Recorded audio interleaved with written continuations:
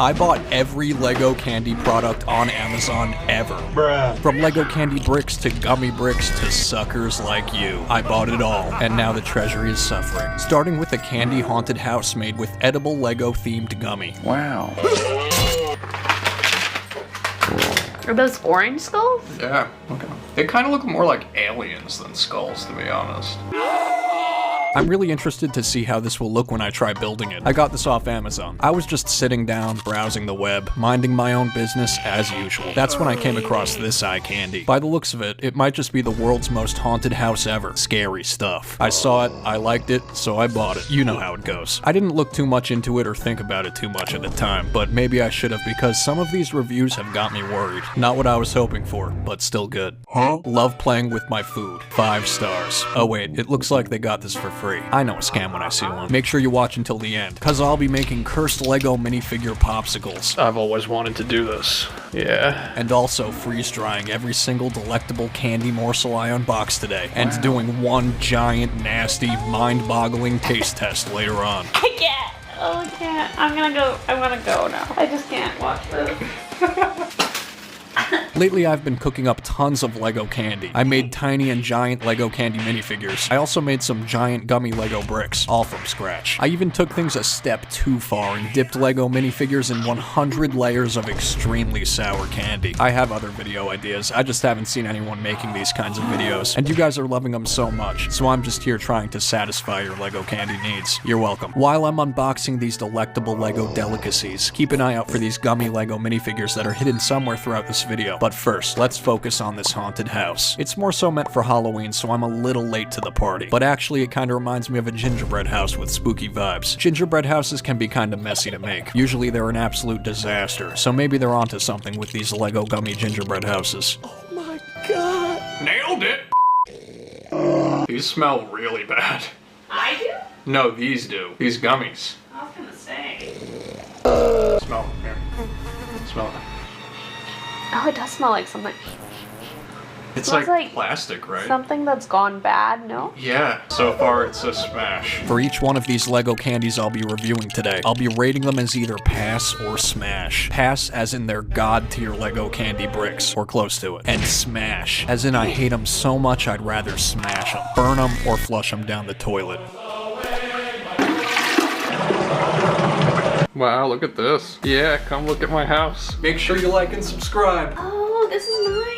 I think it's very cute for what it is. I think for what it is, it's really cute. Yeah. I'm gonna give this one a pass.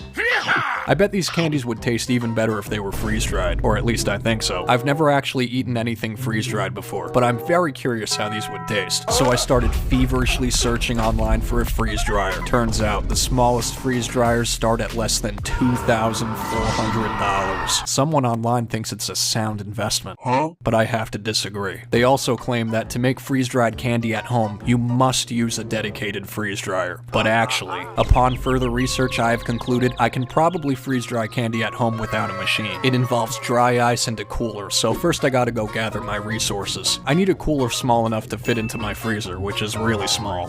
There's no dry ice suppliers near me, so it's a bit of a drive to get there, but I got there eventually and secured the bag.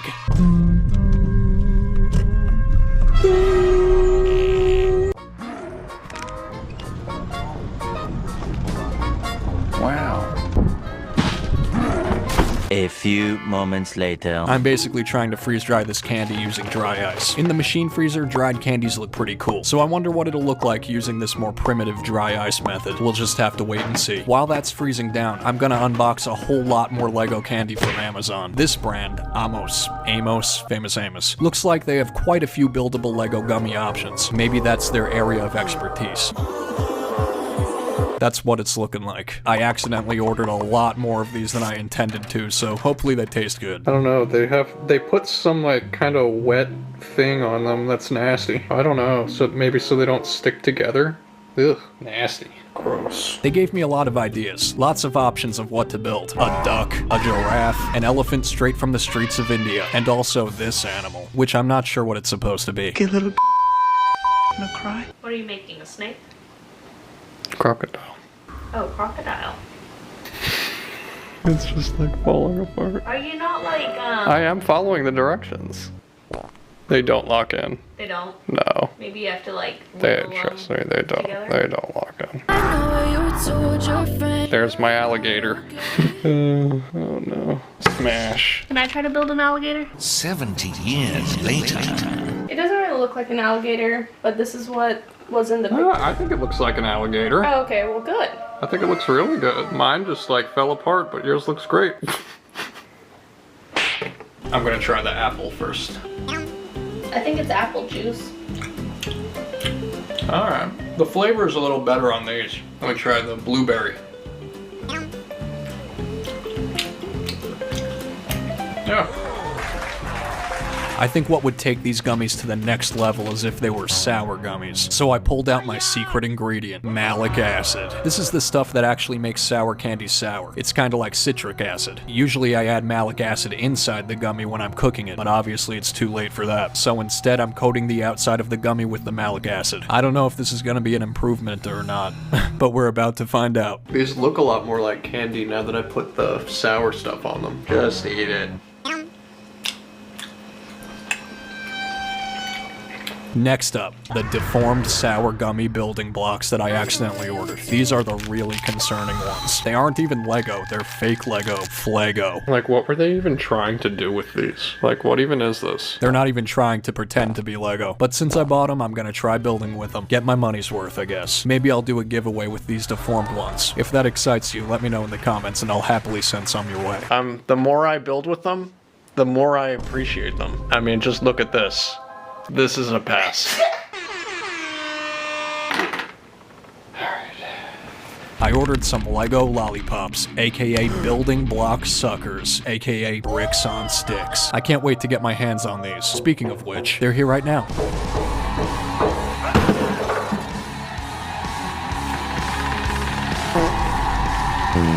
There's 36 suckers in here, so probably not too many building options. Plus, there's a stick attached to each of these bricks, so that adds another layer of complexity to this building challenge. Look, you can build with them. Hey, look at that.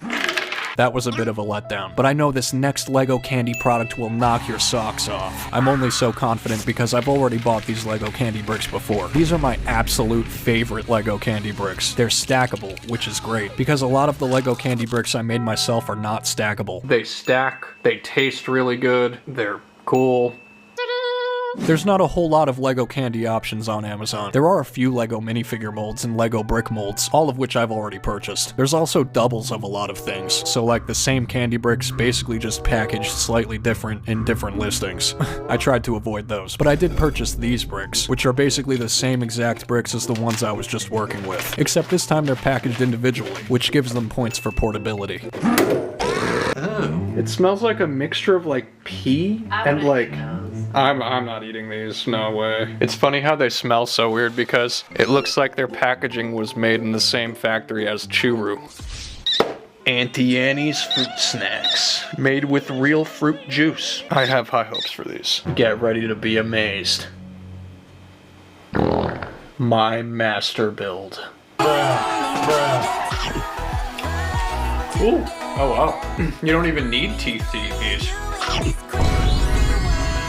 So basically, Amazon has a few Lego candies and a few Lego gummies, some Lego suckers, and really not much else. To shake things up a bit, I thought it would be cool if I made some cursed Lego minifigure popsicles. I found a couple drinks laying around my place that I think would make a scrumptious popsicle. I've got Prime, I've got Liquid Death, I've also got some LaCroix.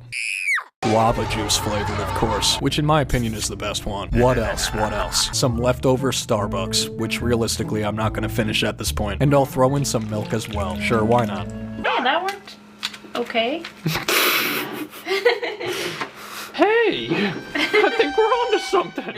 The milk one, you should put some like Fruit Loops in it. That would be pretty, wouldn't it? Yeah, here we go. I've always wanted to do this. Yeah.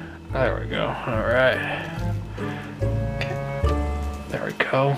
Wait, look at this face. It's a sign. Oh, that's funny. Okay. Oh my god.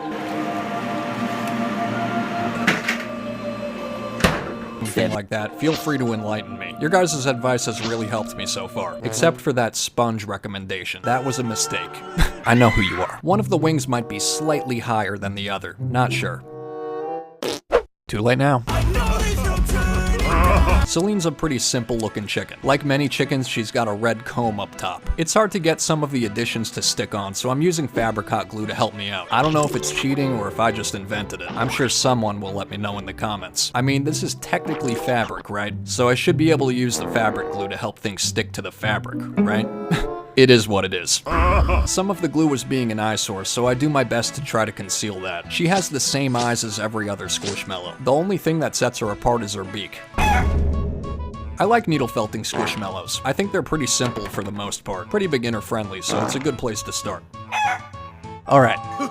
For my next Squishmallow, I didn't use a polyfill base. I just didn't want to this time around. I have enough of this color, so I'm not really worried about running out. Plus, this whole Squishmallow isn't gonna be a light petal pink color. This is just for the body. I've been using my multi-needle tool for a while. The needles haven't broken, but I feel like they've gotten dull. They weren't stabbing as well as they used to. I don't know. Not sure if they look like it or not, but I do feel like they've dulled down, so I've decided to replace my needles with the new ones.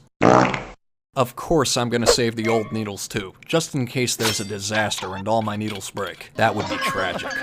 It's fine. Alright, back to this petal pink belly. I wasn't done stabbing it, so I did a few more stabs. Once I was happy with the shape, I went in and added some hot pink around the head. At this point, it's looking a bit like that mushroom Squishmallow I made, but it's actually gonna be Della the Duck, who looks exactly like Avery, except for, you know, all the pink going on. Avery is my favorite Squishmallow of all time. He's the best. Pay no attention to the fact that I cut him up and sewed Connor the cat's flesh on there. That's besides the point. So yeah, of course I had to include Della. I don't know what Della's relationship to Avery is. I don't want to make any assumptions, especially since I found out that the Bigfoot wedding I hosted for Benny and Zaylee was a bit scandalous. My bad. Anyways, like I was saying, for Della's head I just keep layering on the wool a little bit at a time and then stabbing that in. I cleaned up her rough edges, smoothed everything over. Not bad so far. She's got a very pale belly. It's a lot lighter than the rest of her. I stabbed down a flat piece of wool and then shaped that up to look like her belly. When I added that on her though, things just weren't looking right. I don't know if the belly is too big or maybe it's just not even or something. Something was bothering me. So I added some more pale pink around it to even things out. Like Avery, Della's got a white strip separating her head from her body, going around her non-existent neck. So I cut a strip out of felt for that. It's not perfect, but that'll do. She's got some hot pink wings to go with her hot pink head. Definitely not a duck you'd run into in the wild, and that's because it's a Squishmallow. It's not meant to be real. It's imaginary. Wow. Della doesn't have square eyes. I just find it easier to cut a square and then plop it on top. Plus I can always stab it into a circle, so it works out. It's just easier this way, at least for me.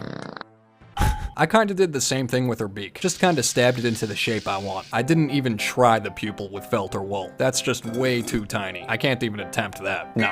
I just went straight in with my old faithful fabric paint. I definitely needed a Della to go with my Avery. Cute.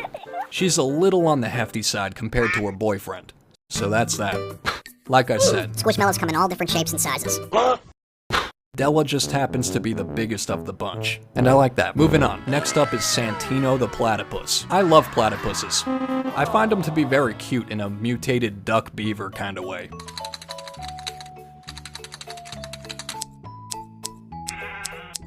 You're gonna see me using some Fabri-Kot glue again for some of the appendages. It's great. I love it. If I'm doing this wrong, don't tell me. Just let me be happy. Since I don't own the platypus Squishmallow, I'm not entirely sure about the proportions and measurements, especially for like the tail and his duck-like bill. I might have made him too long, really have no idea. More on that later. His face is pretty simple, just two beady black eyes, and that's pretty much it for Santino. Except the more I looked at him, the more disproportionate he looked. I feel like his bill should be shorter, right? I don't know. So then I made the executive decision to chop off like a third of it. I was scared that I might ruin everything, but actually I think it didn't make any difference at all. So that's great. I'm definitely not chopping off anymore though. I think I'm just gonna leave things as they are. I'm happy with it as it is. Why ruin a good thing? I thought Santino was gonna be pretty hard to make, but he actually wasn't so bad at all, especially compared to the next Squishmallow I attempt. Brenda. The last Squishmallow I'll be needle felting today is Brenda the butterfly. Brenda is purple and she has antennas. What's not to love? Everything. I wanted to stab together a seal, but I ran out of white wool, and I didn't want to just make it out of polyfill. That would look too frizzy, it just wouldn't look right. But I have tons of lilac wool, so I settled for Brenda. You know Brenda isn't my first choice. At least I hope you guys would know that. I tried stabbing together some dark purple wool for her wings. I stabbed a flat piece and then I tried to shape it into wings, but it just wasn't working out. I'll come back to that.